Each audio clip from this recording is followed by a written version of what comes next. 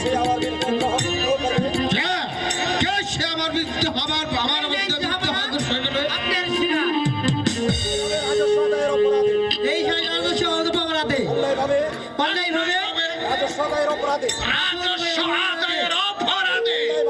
অন্যায়ভাবে রাজা দিনের পর দিন স্ত্রী পুত্র নিয়ে না খেয়ে দিন কাটাচ্ছে রাজস্ব না দেওয়ার অপরাধে আপনাদের সৈনিকেরা তাদের উপর চালাচ্ছে নির্যাতন এই অন্যায় আমরা চোখ বুজে সহ্য করবো না কেন তবে রাজার সাথে এই গানে ঘর এর পরিণাম কত ভয়াবহ এর পরিণাম কত ভয়াবহ জানতাম এখন বুঝে নিলে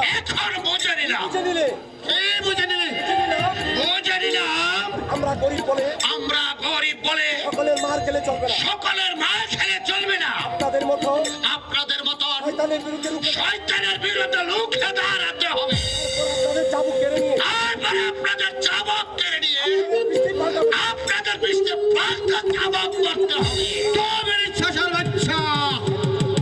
একবারই তোকে আমি বুঝে দিচ্ছি এই চাবুক কার গায়ে পড়ে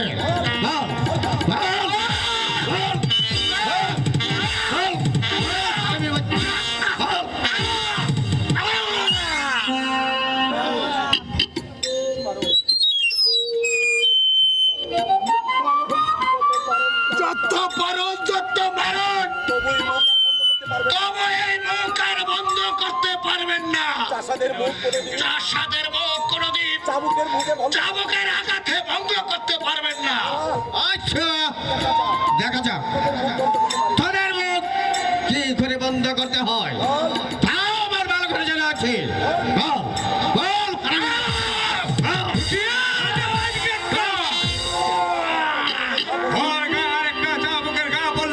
আমার হাতের পিস্তল কেন ভীষণ ভাবে গর্জে উঠবে।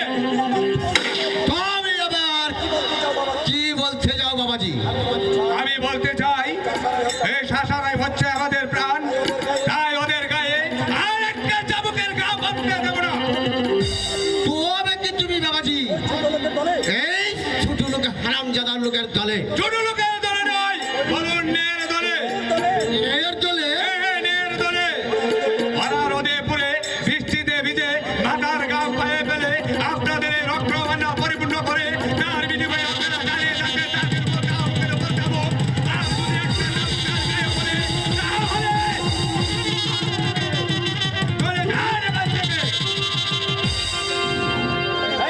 বেশ তোমার কথাগুলো আমার স্মরণ থাকবে তবে আমরা কেন করছি সেই কথা একবার ভালোভাবে চিন্তা করে দেখো।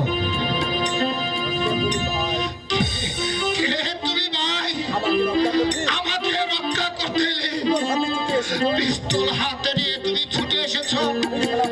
আমি সেনাপতির পুত্র সুমন সেন, নের পূজারী আর গরিবের বন্ধু, তাই তোমার বিপদে আমি চুপ করে বসে থাকতে পারলাম না। যাও ভাই, তুমি এখন মুক্ত।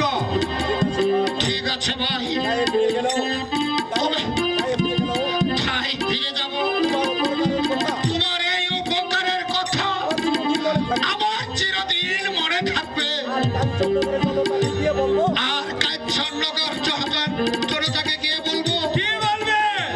বলবো রাজবাড়িতে একটি লোক আসে, সে হলো ঢের পূজারী, গরিবের বন্ধু সুমন সেন।